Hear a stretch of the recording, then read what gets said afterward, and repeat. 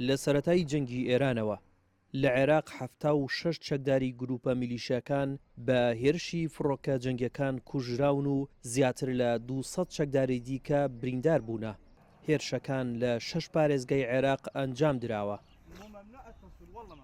حەشدی شەعبی بۆ خۆپاراستن لە هێرشەکان لە کەرکووک و ئەمبار و مووسڵ زۆربەی بارەگاکانی چۆڵ کردووە و بازگە سەرەکیەکانیشی هەڵگرتووە. حکوومەتی عێراق حەشدی شەعبی سەرپشک کردووە بێ گەڕانەوە بۆ بڕیاری فەرماندەی هێزە چەکدارەکان وەڵامی ئەو هێرشانە بداتەوە کە دەکرێتە سەر بارەگاکانیان. چاودێرانی سەربازی پێیان وایە بڕیاری جەنگ و ئاشتی لە عێراق کەوتووەتە دەست گروپە لە یاسا دەرچووەکان. ئەو حکوومەتە ناتوانێت نەبڕیاری ئاشتی بدە نەبڕیاری جەنگیش بدە. جا لەبەرەوە عێراقی داوەتە دەستی قەدەرەوە. قەدەرەکەیش لە دەستی کیا لە دەستی ئەو میلیشیانەیە. بە بۆچوونی من ئەگەر ئەو وەزعە بەم شێوەیە بڕە عێراق پاشە ڕۆژێکی زۆر خراپی دەبێ، کێشەی لە هەموو کۆمەڵایەتی، کێشەی ئابووری، کێشەی سیاسی، کێشەی عەسکەری، بە حەقیقەت هەموو خەڵکی عێراق زەرمەند دەبێت لە وەزع. عەرەبی سوننە داوا دەکەن عێراق نەکرێتە گۆڕەپانی یەکلاکردنەوەی جەنگی بەوەکالەت.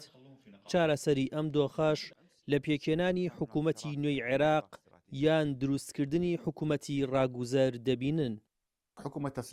حکوومەتی کاربڕێکرد دەسەڵاتی یاسایی نییە بۆ بڕیاری جەنگ. بڕیاری جەنگ دەبێت بە دەستی پەرلەمان بێت، بەڵام ئێمە لەگەڵ حکوومەتێکی بەهێز و نیشتیمانین. دەبێت بڕیاری جەنگ و ئاشتی بە دەستی حکوومەتی فیدراڵی بێت، بەڵام ئەو بڕیارانەی کە هەندێک لایەن هەوڵی بۆ دەدەن جا ئەگەر دەستگا حزبی یان مەدەنی یان ئەگەر گروپە چەکدارەکان بن پێمان وایە ئەوە ڕاست نییە. بۆیە دەبێت حکوومەتی فیدراڵی سەرپشک بگرێت بۆ مامەڵەکردن و بڕیاردان لەسەر ئەو کێشە هەڵواسراوانە. گروپە لە یاسا دەرچووەکان هەڕەشەی تۆڵە سندنەوە دەکەن بە فراوانکردنی گۆڕەپانی جەنگ. لە پێشهاتێکی نوێژدا لە پارێزگای دهۆک بە درۆن هێرشیان کردە سەرماڵی نێچیروان بارزانی سەرۆکی هەرێمی کوردستان.